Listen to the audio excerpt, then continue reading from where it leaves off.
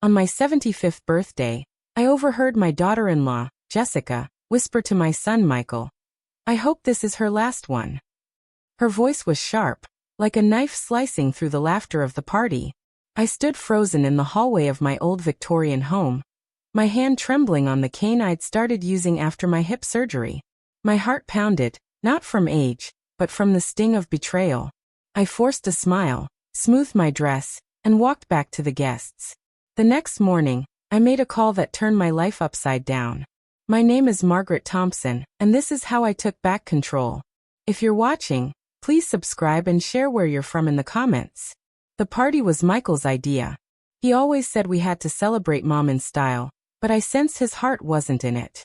The house, which I'd filled with memories of raising him after his father left, felt different now. Jessica had been redecorating, swapping my cozy quilts for sleek furniture that made the place feel cold. That night, the dining room glowed with candles, and old friends from my teaching days filled the chairs. I taught history for 40 years, shaping young minds, but now my own body felt like a stranger, stiff and slow since my sister Ruth passed 2 years ago. I excused myself to rest in the guest room, my steps heavy, my mind foggy from the new pills Michael insisted I take for my weak heart. As I passed the kitchen, I heard Jessica's voice again, low and cruel. "Once she's gone, we'll turn her study into a home theater," she said, her wine glass clinking against Michael's. "The doctor says it won't be long now," Michael replied, his tone flat, like he was discussing the weather. "Her heart's failing, and the house will be ours." I gripped the wall, my breath shallow. My son, the boy I'd raised alone, who I'd cheered at every soccer game, was waiting for me to die. I shuffled back to the party, my face a mask of calm. Michael raised his glass later, toasting, "To the best mom anyone could have." The room clapped, but his words felt hollow. I smiled, but my eyes saw him clearly for the first time. He'd always wanted to be the big man, out of my shadow. I'd been so proud when he started his real estate business, but now I saw the resentment in his tight jaw when people called him Margaret's son. That night, alone in my room, I stared at the ceiling. The pills on my nightstand gleamed under the lamp. Michael had taken over my care after Ruth's death, first helping with my bank accounts, then my doctor's visits, and finally those pills he brought every morning and night. I thought he was being kind, but now I wondered. The fog in my head, the tremors in my hands, were they really from age? Morning came, and I watched Michael and Jessica leave for work from my window. My housekeeper, Linda, brought my tea. She'd been with me for 20 years, ever since her husband passed, and I helped pay for her son's school. "Linda," I whispered, my voice shaky, "something's wrong, and I need your help." Her eyes widened, but she nodded. "Miss Margaret, I've noticed things too. Those pills don't look right. I've been worried for months." My chest tightened with gratitude. I pulled out an old address book and found a number I hadn't called in years. Dr. Susan Carter, my doctor before Michael switched me to his friend, Dr. Evans. My hands shook as I dialed. "Susan, it's Margaret. I think something's happening to me." Her voice was warm but concerned. "Margaret, Michael said you wanted a new specialist. What's going on?" I took a deep breath. "I think I'm being poisoned." Silence hung on the line, then she said, "Come to my office tomorrow. We'll figure this out quietly." I hung up, my heart racing with a mix of fear and hope. Linda squeezed my hand. "We'll get through this, Miss Margaret." That day, I started pretending, acting weaker than I felt, letting Michael think I was fading. When he brought my pills, I tucked them under my tongue, a trick I'd learned from a student who dodged medicine as a kid. I spit them out later, hiding them in an old jewelry box. I didn't know what was coming, but I knew I wasn't ready to give up. My life, my home, my legacy, they were mine and I'd fight for them. The next day, I sat in Dr. Susan Carter's small office in a quiet part of town. Linda had driven me there, sneaking me out while Michael thought I was napping. My hands shook as I handed Susan the pills I'd hidden in my jewelry box.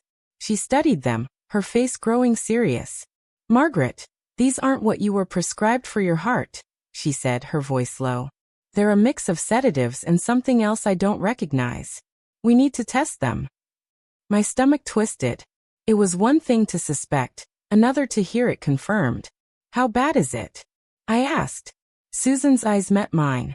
If you've been taking these for months, it's a miracle you're still here. A chill ran through me. My own son planning my death. Susan arranged blood tests and a full checkup at a private clinic where no one knew me. Linda stayed by my side, her hand steady on my arm. The results came back that afternoon. You've got signs of chronic sedative overdose, Susan said, showing me the report. It's causing your tremors, the fog, the weakness. But your heart. It's strong, Margaret. They've been lying to you. I felt a spark of anger, sharp and clear, cutting through the haze. I wasn't dying, not yet. But I had to keep pretending. That evening, back home, I played my part. I let my voice waver when I spoke to Michael, let my hands shake as I held my tea. He watched me closely, his eyes searching for weakness. You feeling okay, Mom? He asked, handing me the evening pills. I tucked them under my tongue, sipped water, and nodded weakly. Just tired, I mumbled. He smiled, but it didn't reach his eyes. After he left, I spit the pills into my jewelry box, my hands steadier than they'd been in months. The next morning, I called an old friend, Robert Davis, a retired lawyer who'd helped me with my will years ago. I hadn't spoken to him since Ruth's funeral, but his voice was warm when he answered. Margaret, it's been too long. What's wrong? I told him everything, Jessica's words, the pills, Susan's findings. His silence was heavy. This is serious, he said finally. You need evidence and you need protection. I know a private investigator, Tom Harris. He's discreet and good. Can you meet him? I agreed, and Robert set it up for the next day. Linda drove me to a coffee shop across town, where Tom waited in a corner booth. He was a stocky man with sharp eyes, and he listened without interrupting as I laid out my story. I've seen cases like this, he said, scribbling notes. Family members targeting the elderly for money. We'll start with surveillance. Cameras, audio, anything to catch them in the act. But you've got to keep acting sick. If they suspect you're onto them, they might move faster. I nodded, my heart pounding.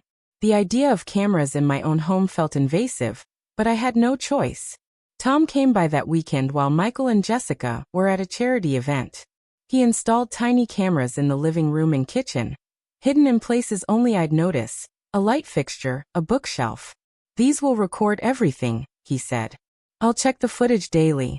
If they're planning something, we'll catch it. That night, I lay awake, replaying Jessica's words in my head. I hope this is her last one. The cruelty stung, but it also fueled me. I wasn't just fighting for my life. I was fighting for the truth. The next day, I overheard something that made my blood run cold. The cameras picked up Michael and Jessica in the kitchen, their voices low. The new batch of pills is stronger, Michael said, holding a small bottle. Dr. Evans says it'll look like a heart attack in a month or two. Jessica laughed softly. Good. I've got plans for the upstairs already. That study's going to be my yoga room. I watched the footage on Tom's secure laptop, my hands clenched. Linda sat beside me, her face pale. Miss Margaret, we need to go to the police, she whispered. Not yet, I said, my voice firm. If we move too soon, they'll twist it, say I'm confused. We need more proof. Linda nodded, but her eyes were worried. The next twist came a week later. Tom called me to a meeting at his office, a cramped space filled with files. He showed me bank statements he'd dug up. Michael's been moving money from your accounts, he said. Small amounts at first, but it's up to $1.5 million now, funneled to an offshore account. I stared at the numbers, my chest tight. My savings, built from years of teaching and careful planning, were slipping away. There's more, Tom said, sliding a photo across the desk. It was Jessica, meeting a man I didn't know in a parking lot. They were looking at papers, blueprints of my house. That's David Miller, a real estate guy, Tom said. He specializes in quick sales of big properties. Jessica's been talking to him for months. My mind raced. They weren't just waiting for me to die. They were already selling my home out from under me. I felt a mix of rage and fear, but also a strange clarity. I'd spent my life teaching kids to think critically, to question everything. Now I had to do the same. I asked Tom to keep digging, to follow David Miller and Dr. Evans. We need to know how deep this goes, I said. Back home, I kept up the act, letting Jessica help me with small tasks, pretending I was too weak to manage alone. She smiled, all fake concern, but I saw the greed in her eyes. One night, she brought me a new tea, saying it would help me sleep. I thanked her, but after she left, I poured it down the sink. Linda tested it later with a kit Tom gave us. It was laced with a sedative. The betrayal cut deeper each day. But so did my resolve. I wasn't just Margaret, the old lady they thought they could erase. I was a teacher, a mother, a fighter. And I was building a plan to take back my life. The days blurred together as I played the frail old lady. My body hunched and my voice soft, while my mind raced. Tom Harris, the private investigator, worked fast, digging deeper into Michael and Jessica's scheme. I kept the cameras rolling in my house, catching every whispered conversation. One evening, Linda and I reviewed new footage that made my heart sink. Michael was on the phone in the living room, his voice sharp. "Dr. Evans, you said this would be clean. She's still walking around talking. We need to speed this up." I heard a muffled reply, then Michael snapped. "I don't care about risks. Double the dose in her tea tomorrow." Jessica chimed in from the couch. "And make sure the paperwork's ready. David says the buyer's getting impatient." I turned to Linda, my hands shaking, not from weakness but from rage. "They're not just stealing my money," I whispered. "They're planning to sell my home before I'm even gone." Linda's eyes filled with tears, but her jaw was set. "We'll stop them, Miss Margaret." The next morning, I met Tom at his office again. He had new evidence, a bombshell. "Dr. Evans isn't just some shady doctor," he said, spreading documents on his desk. "He's been investigated before for overprescribing to elderly patients. 3 of them died, Margaret. All ruled as heart attacks, but the family suspected foul play. No charges stuck." My stomach churned. And Michael knew him how? Tom's eyes narrowed. "They went to college together. Evans has been helping Michael move your money through fake medical bills. I found payments to his clinic, $200,000 over 6 months." I gripped my cane, my knuckles white. My son had tied himself to a criminal, and I was their target. But then came another twist. Tom slid a photo across the desk. It showed Jessica meeting a woman in a park, handing her an envelope. "This is Emily Parker," Tom said. "She's a lawyer who specializes in trusts and estates. Jessica's been meeting her to rewrite your will." I stared at the photo, my mind reeling. My will. I'd set it up years ago with Robert, leaving everything to Michael, with a small portion for Linda's son. "They're forging a new one," Tom said. "It cuts you out of your own estate, makes Jessica the executor, and names a fake charity as the beneficiary. The charity's linked to an offshore account." I felt dizzy, betrayed all over again. My home, my savings, my legacy, they wanted it all. I asked Tom to track Emily Parker and find out if she was in on it. "Already on it," he said. "And I'm tailing Dr. Evans. We'll get something solid soon." Back home, I kept up my act, letting Jessica fuss over me with fake concern. "You look pale, Margaret," she said, handing me a cup of tea. I smiled weakly, my heart pounding, and poured it into a potted plant when she turned away. That night, Linda and I met secretly in my study, the one room they hadn't touched. She'd found something chilling while cleaning, a hidden folder in Michael's desk with medical records, all fake, listing me as terminally ill. "They're building a story," Linda whispered, "to make your death look natural." I nodded, my resolve hardening. "We need to move faster." The next day, I called Robert Davis again. "I want to change my will," I told him. "Now." He didn't hesitate. "Come to my office tomorrow. We'll make it airtight."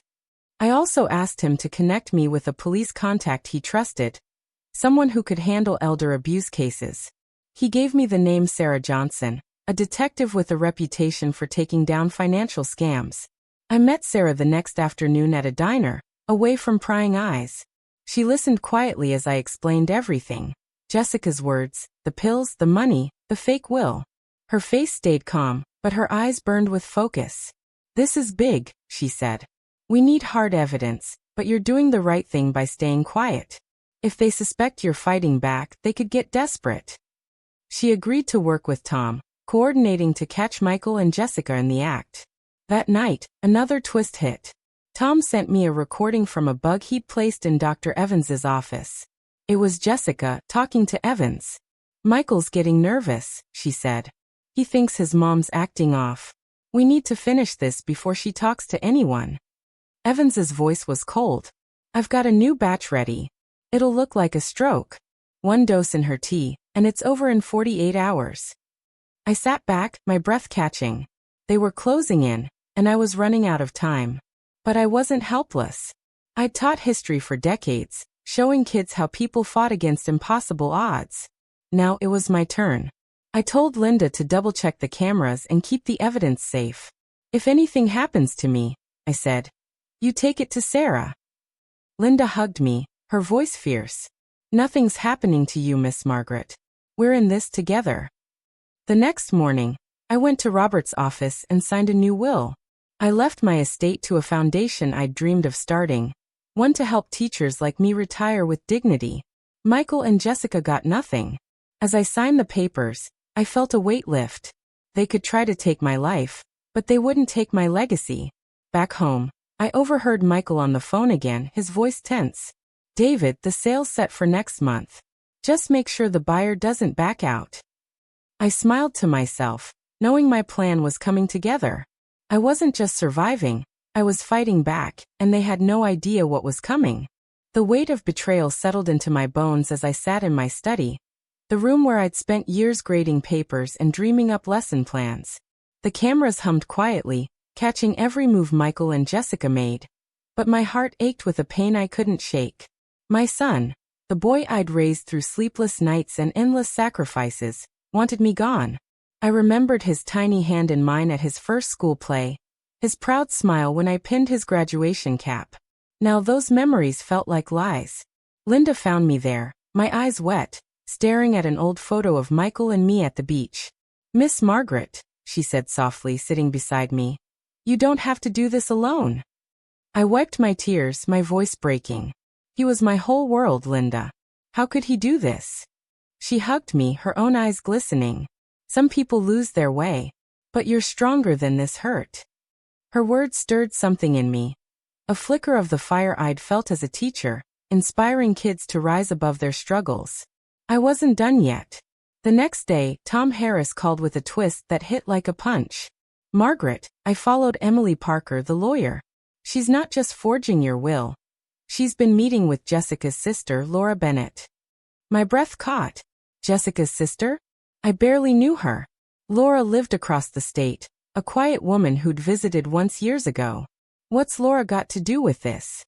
I asked. Tom's voice was grim. "She's in on it. I recorded her and Emily at a bar. Laura's been promised a cut of your estate to keep quiet about Jessica's past. Turns out, Jessica did something similar to their aunt years ago. Drained her savings before she died." I felt sick, my heart heavy with the scope of their greed. Jessica wasn't just betraying me. She had a history of hurting family. I clutched the locket around my neck, a gift from my sister Ruth, and whispered to her memory, "I won't let them win." That evening I faced another blow. Sarah Johnson, the detective, called me to a park bench for a quiet meeting. She looked tense, her hands gripping a folder. "Margaret, we've got Dr. Evans on tape admitting he's been overprescribing to you and 2 other patients. But there's something else." She hesitated, then handed me a photo. It was Michael, shaking hands with a man I recognized. James Carter, a local politician with a shady reputation. "Michael's been meeting him," Sarah said. "James is pushing to rezone your neighborhood for a big development deal. Your house is on the land they want. That's why they're rushing the sale." My chest tightened. My home, where I'd raised Michael, where Ruth and I laughed over coffee, wasn't just a house to them. It was a stepping stone for their ambitions. Tears stung my eyes, but I pushed them back. "What do we do?" I asked.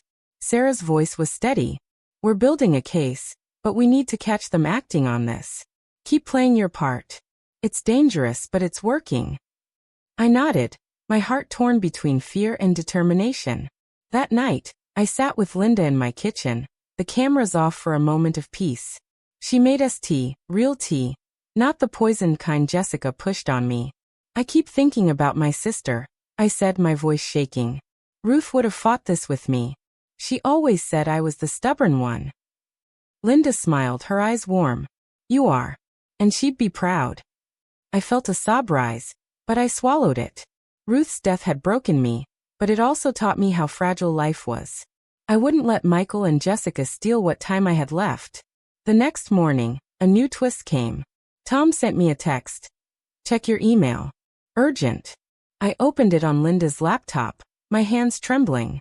It was a video from Dr. Evans's office. Jessica was there, her voice sharp. Michael's too soft, she said. He's hesitating. I say we give her the new dose tonight. It's time to end this. Evans nodded, handing her a vial.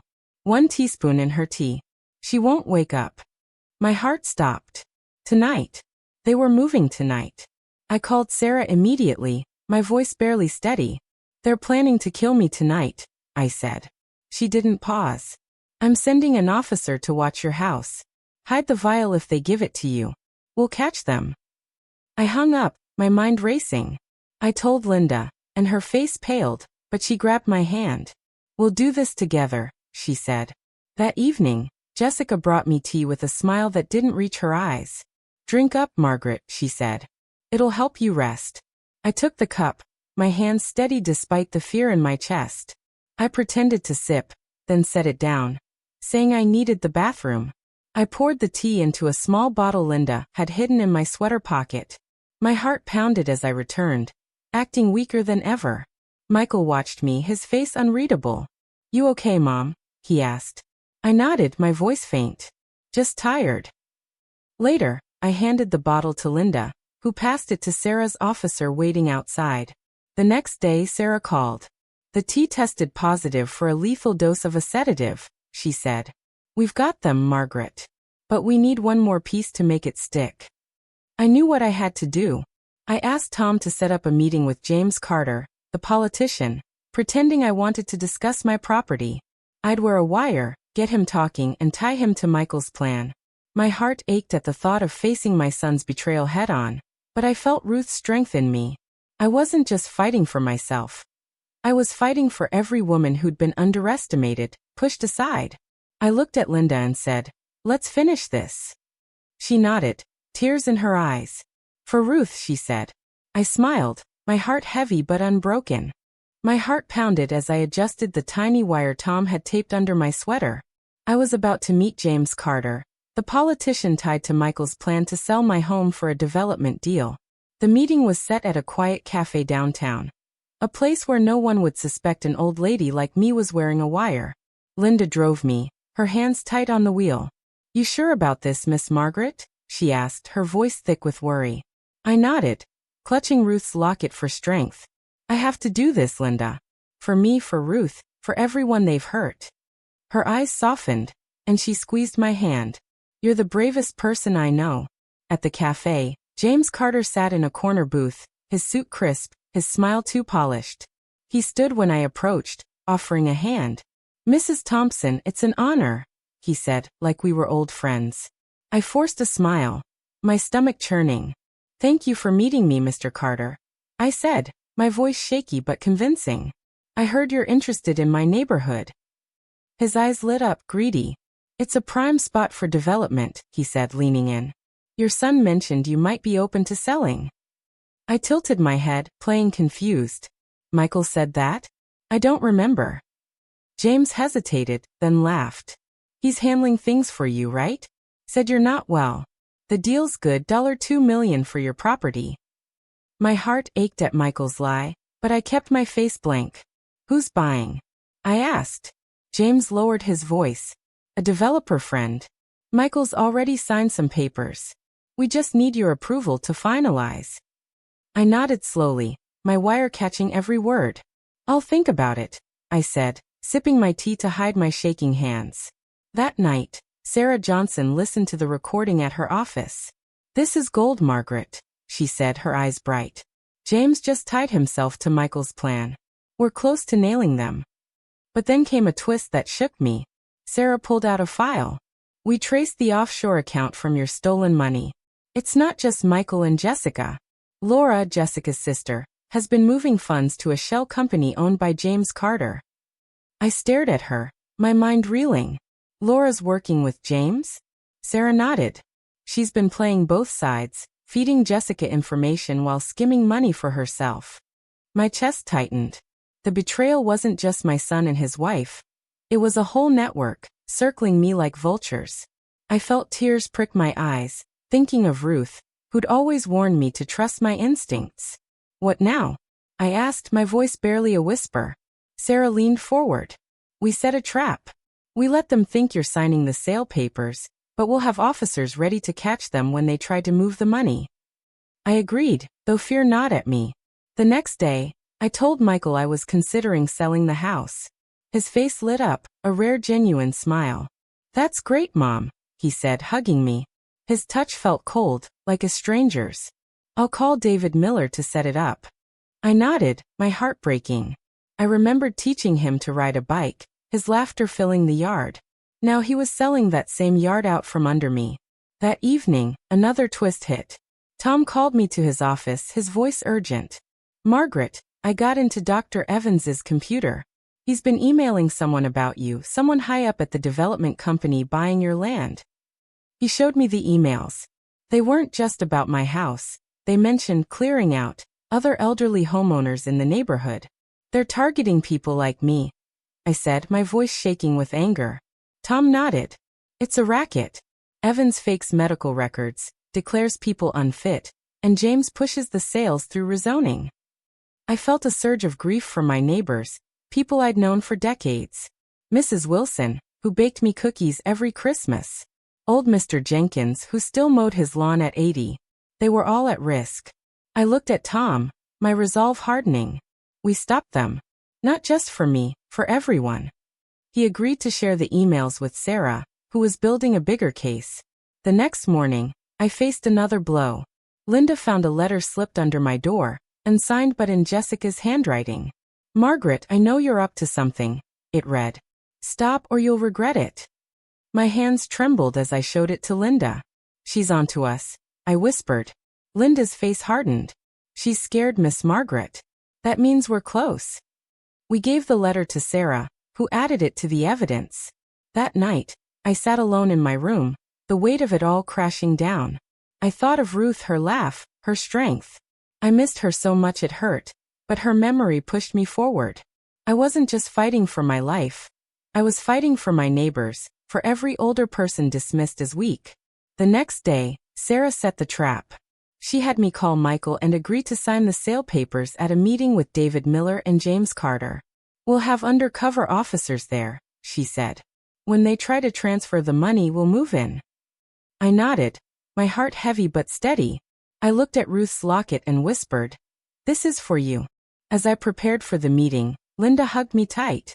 You're not alone, she said, her voice thick with tears. I smiled, feeling Ruth's strength in me.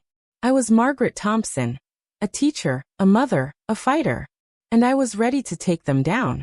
The morning of the meeting felt heavy, like the air before a storm. I dressed carefully, choosing a navy dress I'd worn to my last teaching award ceremony. A reminder of who I was before Michael and Jessica tried to erase me. Linda helped me pin Ruth's locket around my neck, her hands steady despite the worry in her eyes. You're doing this for all of us, she said, her voice thick. I nodded, my heart aching but firm. The cafe where I'd meet James Carter and David Miller was a trap set by Sarah Johnson, with undercover officers waiting nearby. Tom had wired me again, the tiny device hidden under my scarf. As Linda drove me, I thought of my students, how I'd taught them to face hard truths. Today I was facing mine. At the cafe, James greeted me with his slick smile, David at his side, a man with cold eyes and a clipboard full of papers. Mrs. Thompson, you're looking well, James said, but his tone was too sweet, like he was testing me. I played my part, my hands shaking slightly as I Saturday. I just want what's best for Michael, I said, my voice weak. David slid the sale papers across the table. This is a great deal, he said. Sign here and it's done. I picked up the pen, my heart pounding, knowing officers were listening through the wire. Then came the first twist. Before I could sign, Jessica burst into the cafe, her face flushed. Margaret, you can't do this, she shouted, drawing eyes. I froze, my pen hovering. Jessica, what's wrong? I asked, my voice trembling for effect. She leaned close, her whisper harsh. I know you're faking it. I found the empty tea bottle in your room. Stop this, or I'll tell everyone you're losing your mind. My stomach dropped. She'd found the bottle I'd used to save the poisoned tea. I kept my face confused, but my mind raced. I don't know what you mean, I said softly. James frowned, glancing at David. Let's keep this calm, he said, but Jessica's eyes burned with panic. She's playing us, she hissed. I saw an officer shift in the corner, ready to move, but I shook my head slightly. We needed more. I signed the papers slowly, saying, I just want peace for my family. Jessica's shoulders relaxed, thinking she'd won. But as David took the papers, Sarah's officers moved in, badges flashing. James Carter, David Miller, you're under arrest for fraud and conspiracy, Sarah said, her voice sharp. Jessica's face paled. This is a mistake, she cried, but an officer cuffed her too. I stood, my legs shaky but my heart steady. It's over, Jessica, I said, my voice clear. Her eyes widened, realizing I'd set her up. As they were led away, Sarah pulled me aside. We got it all on tape, she said. The money transfer was initiated the second you signed. It's enough to charge them. I nodded, tears burning my eyes. Not from fear but from the weight of betraying my son. That night, another twist hit. Tom called me to his office, his face grim. Margaret, we found something on Laura, Jessica's sister. He showed me a video from a bank camera. Laura was withdrawing cash from my account, using a forged signature. She's been stealing from you for years, Tom said. Before Jessica even married Michael. My heart broke all over again.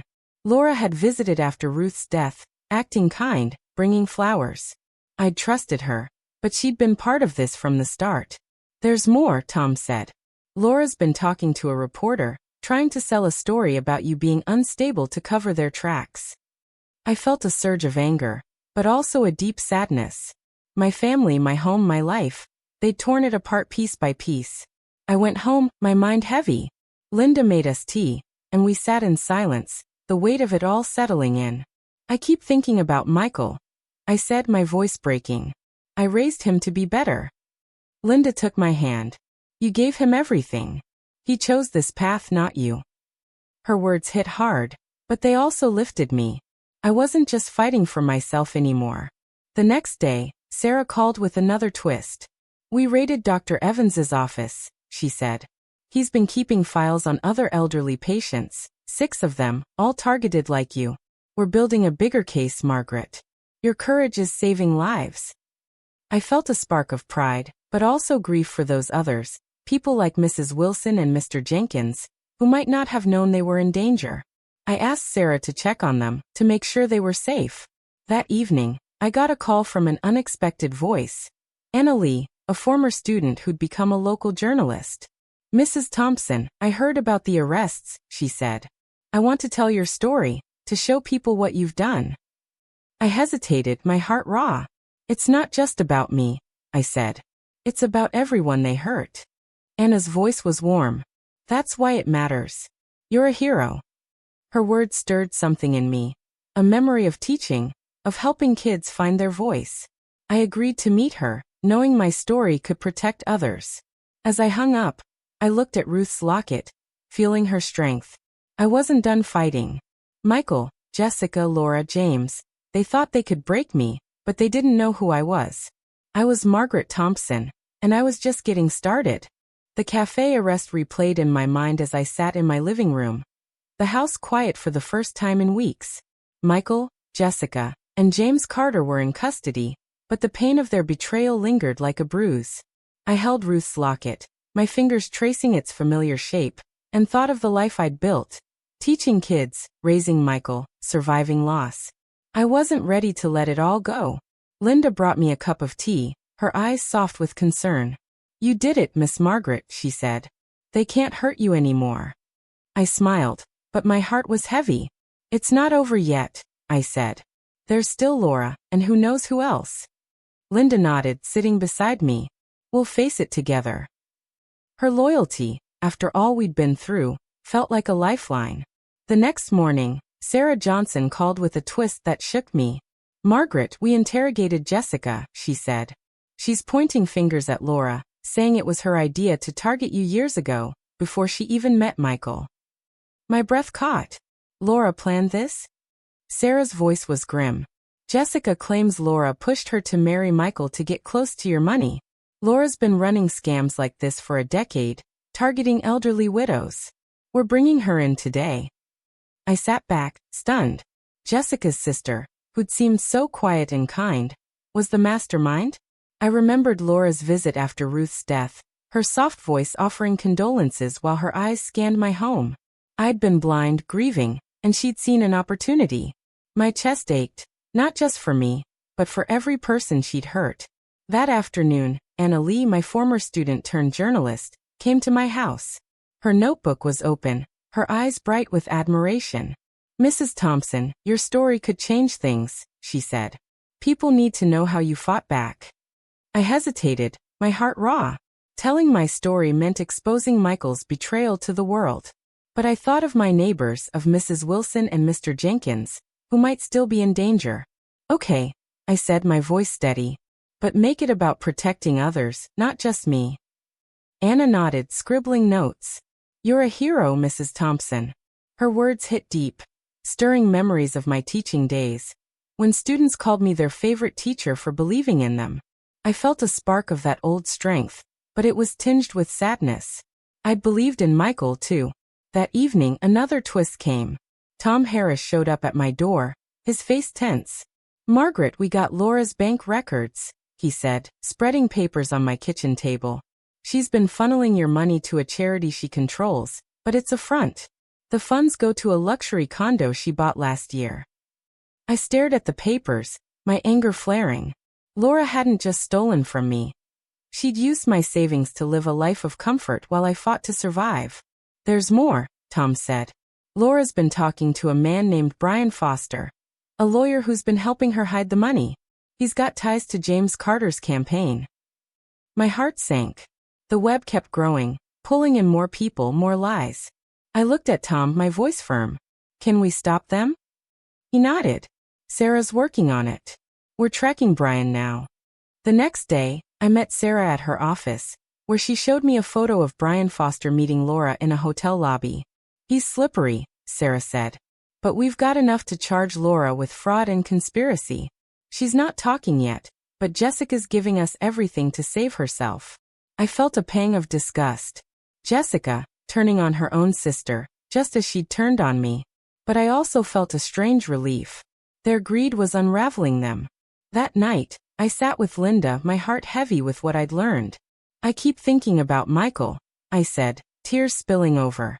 "I taught him to be honest, to care for others. Where did I go wrong?" Linda took my hand, her voice gentle but firm. "You gave him love, Miss Margaret. He made his choices. You can't carry that." Her words were a balm, but the pain lingered. I thought of Ruth, how she'd always said family was everything. Now my family had betrayed me, but I'd found a new one in Linda, in Sarah, in Tom. The next morning, another twist hit. Anna called, her voice shaking. "Mrs. Thompson, someone leaked your story to a bigger news outlet. They're saying you're confused, that you made it all up to frame Michael." My heart stopped. "Who's saying this?" I asked. Anna hesitated. "It's Brian Foster. He's trying to discredit you before we publish." I felt a surge of anger, but also fear. If people believed him, my fight would be for nothing. I called Sarah, who was already on it. "We're raiding Brian's office today," she said. "He's panicking, and that's good. It means we're close." That evening, I went to my old school, a place I hadn't visited since I retired. The familiar halls calmed me, reminding me of the kids I'd helped, the lessons I'd taught. I stood in my old classroom, touching the desk where I'd graded papers late into the night. "I'm still fighting, Ruth," I whispered, clutching her locket. I wasn't just Margaret Thompson, the victim. I was a teacher, a fighter, a woman who wouldn't be silenced. As I left, I saw a newsstand with my face on a local paper, Anna's article calling me a hero. My heart swelled, but I knew the battle wasn't over.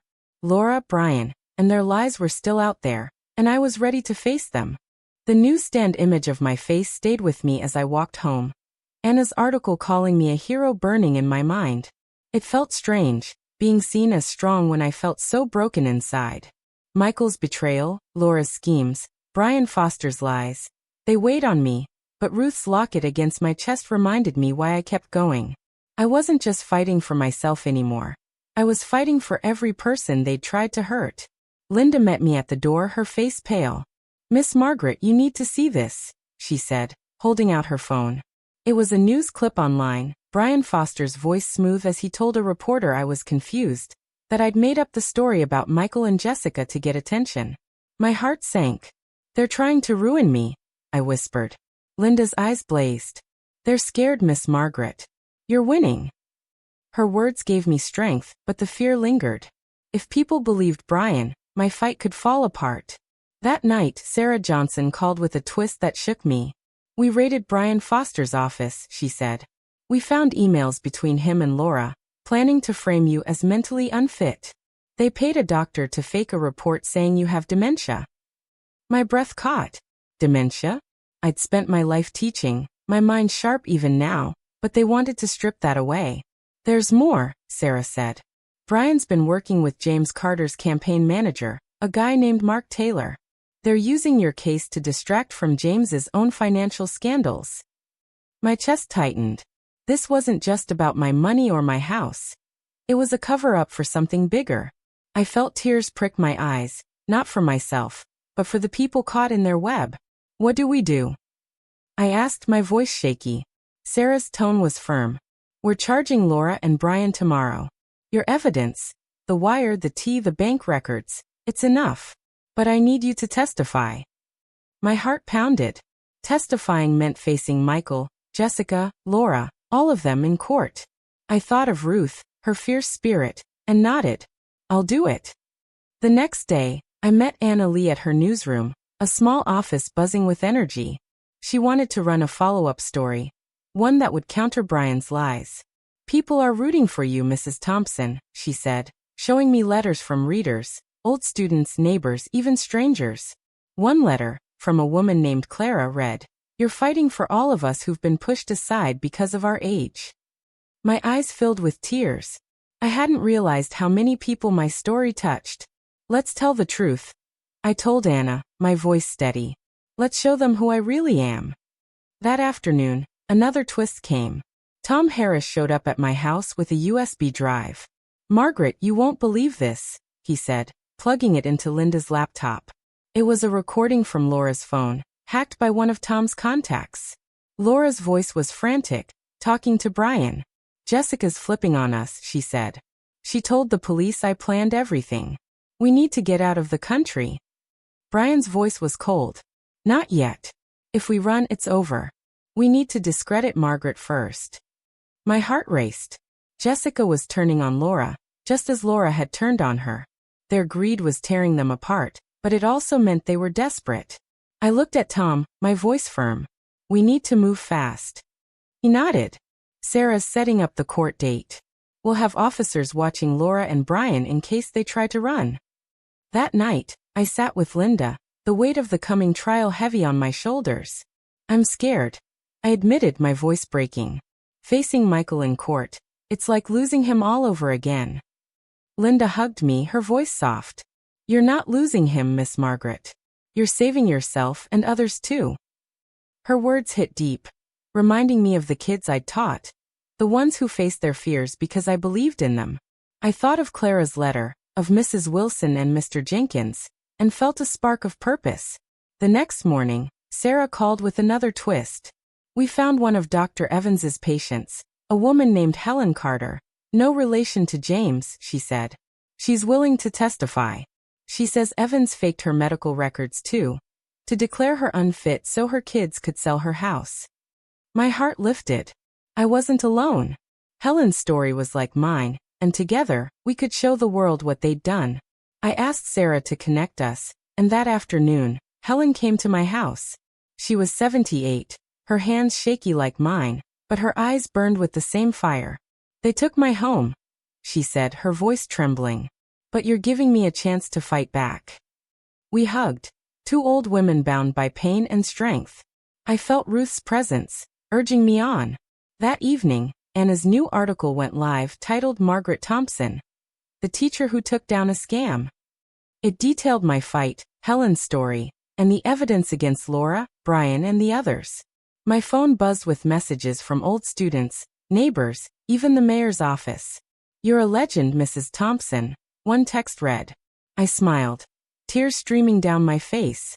I wasn't just fighting for me. I was fighting for every woman told she was too old to matter. As I went to bed, I clutched Ruth's locket, feeling her strength. The trial was coming, and I was ready to face it, no matter how much it hurt.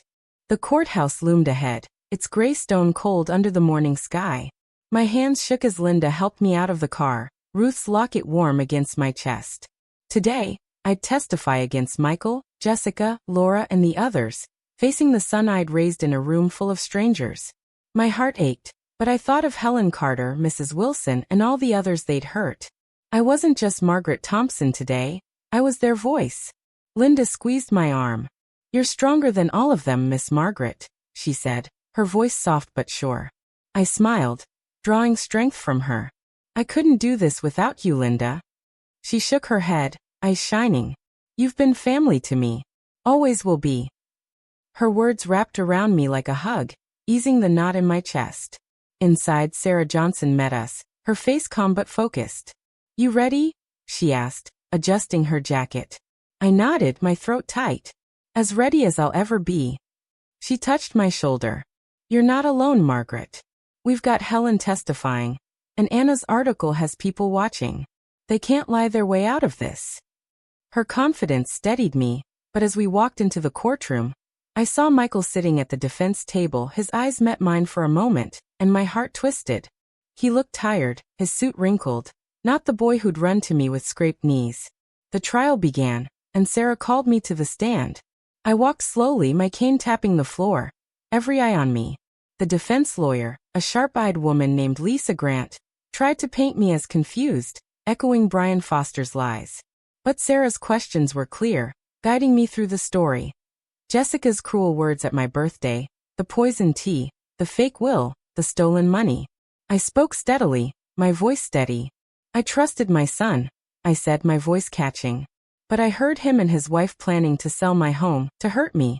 I had to get my money. I'd fought for my life, and I'm here to tell the truth." The room was silent, and I saw a juror wipe her eyes. Then came a twist. During a recess, Laura took the stand, her voice shaking as she tried to pin everything on Jessica and Brian.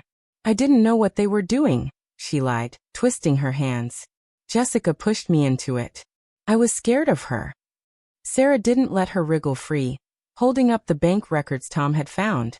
"You bought a condo with Margaret's money, didn't you?" Sarah asked, her voice sharp. Laura's face paled. "That was a mistake," she stammered.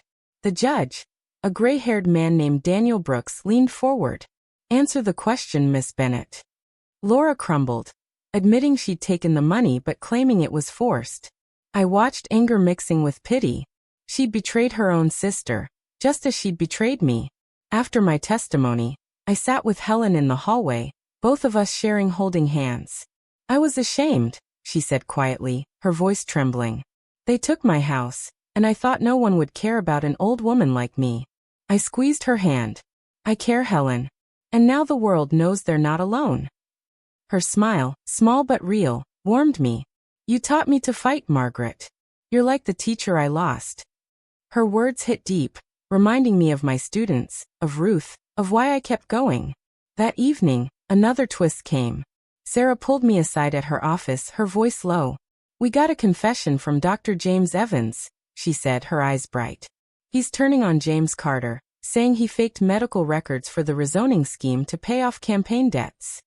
My jaw dropped. "James Carter's whole campaign?" Sarah nodded. "It's bigger than we thought. Evans is naming names, politicians, developers, even Mark Taylor. We're building a federal case." I felt a surge of hope, but also grief.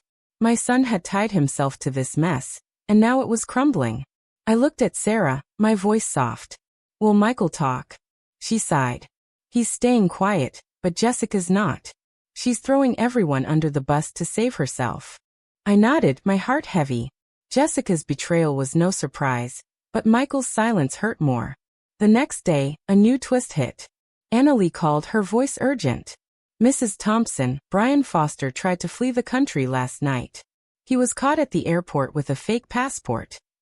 My heart raced. Did he say anything? Anna paused. He's blaming Laura, saying she blackmailed him into the smear campaign. The police are digging into his files now. I sat back, stunned. Brian, Laura, Jessica, Michael. They were all turning on each other. Their greed tearing them apart. But it didn't ease the ache in my chest. That night, I sat with Linda in my kitchen, the house quiet. I saw Michael today. I said, my voice breaking. He wouldn't look at me. Linda poured me tea, her voice gentle. He's ashamed, Miss Margaret. He knows what he did. I shook my head, tears falling. I gave him everything, Linda. Every chance. Why wasn't it enough? She took my hand, her eyes fierce. You did your best. Some people choose wrong, but that's not on you. You're saving lives, Miss Margaret. That's what matters. Her words were a lifeline, pulling me back from the edge. I thought of Helen, of Clara's letter, of the neighbors I'd protected. The trial wasn't over, but I felt a shift inside me. I wasn't just a victim.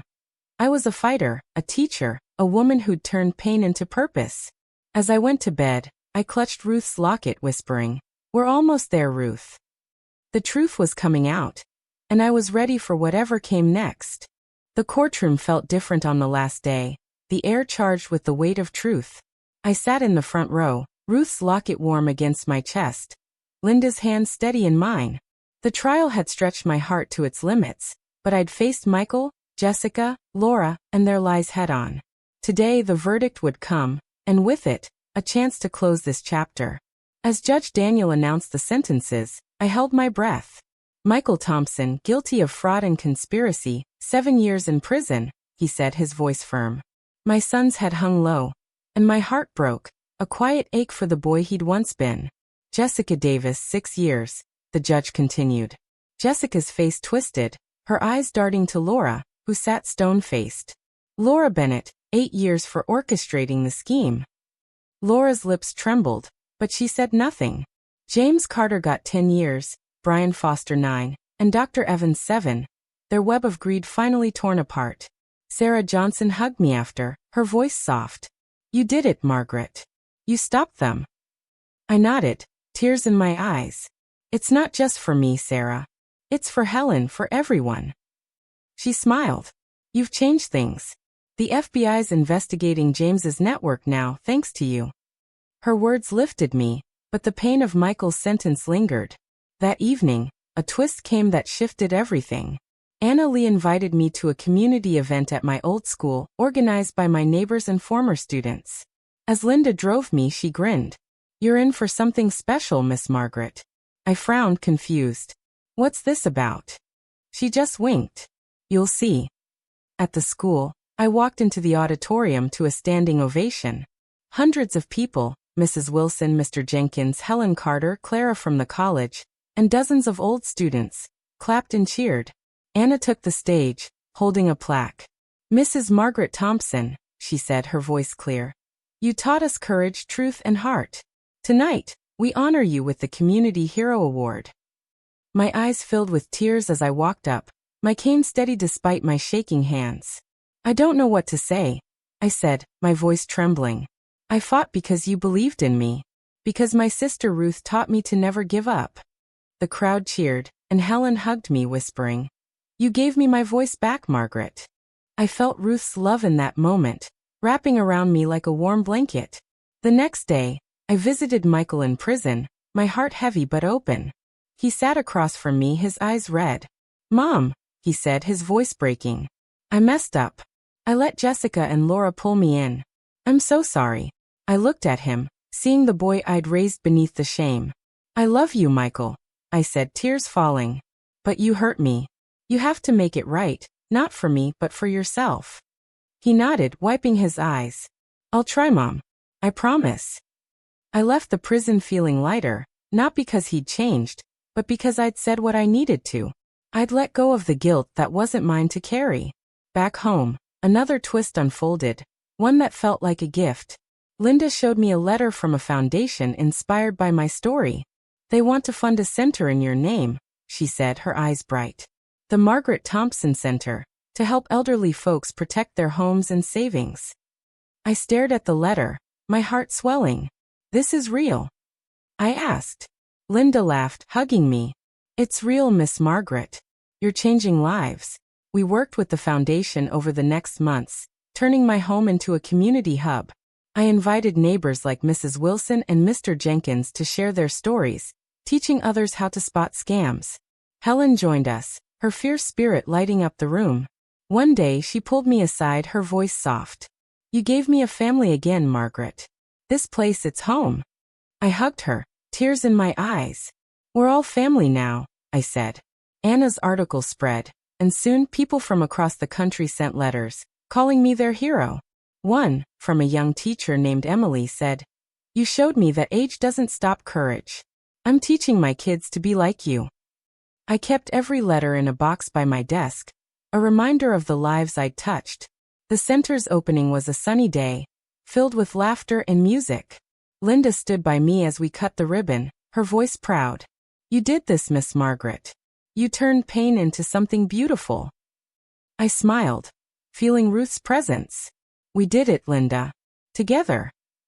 That night, I sat in my study, now part of the center, and looked at a photo of Ruth and me, laughing over coffee years ago. We made it. I whispered, my heart full. I'd lost my son to his choices, but I'd gained a purpose, a community, a legacy. The moral of my story? No matter how old you are, how much you've lost, you're never too weak to fight for what's right. Your voice matters. I looked out at the people in the center, their stories weaving with mine, and felt unstoppable. If you're listening, share your story in the comments. Let's keep fighting together.